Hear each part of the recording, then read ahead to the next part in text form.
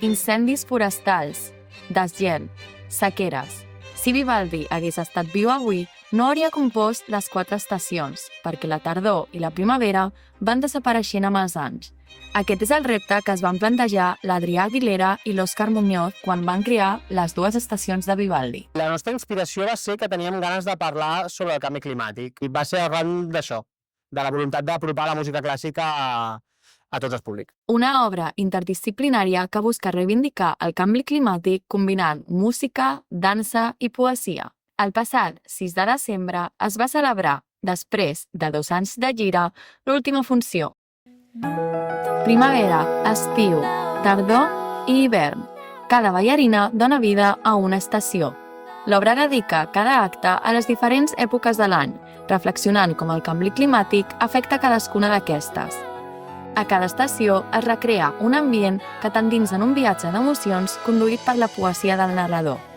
La música, a càrrec de l'Adrià Aguilera al piano i l'Oriol Sabater a la percussió, combina les peces de les 4 estacions amb cançons actuals com Another Day of Sun o Let It Go, tot fins a arribar a l'acte final amb una peça anomenada Humanity, que serveix per tancar l'obra i deixar al públic amb un missatge molt potent.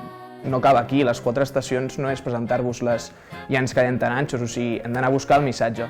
L'art és una forma d'expressió que va més enllà de la paraula. És capaç de moure consciències i de connectar directament a les emocions dels éssers humans. No és comú trobar-te una obra de teatre que vagi tan directe al gra. De la forma en la que ho fem, que és com el tornar-te a enamorar del planeta i de les estacions i de tot, fer-ho des d'aquesta part i no des del recicle.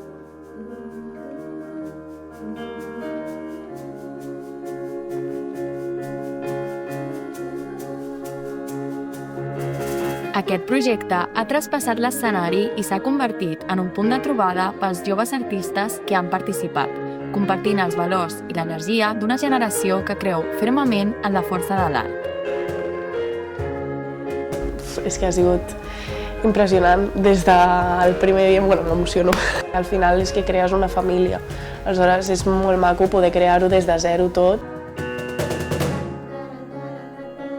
I sobretot també en el moment de poder presentar-ho i de dir esto es nuestro, saps? I de dir tros d'obra que ha quedat, que orgullosos que podem estar. El fet que siguin joves és que no es rendeixen mai i jo crec que això és un punt molt positiu per l'espectacle.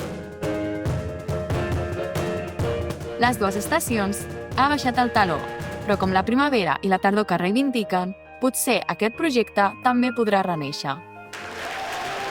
Jo sempre dic que no és l'última funció, sempre és la penúltima, perquè no saps quan tornarà, quan ho podràs tornar a fer.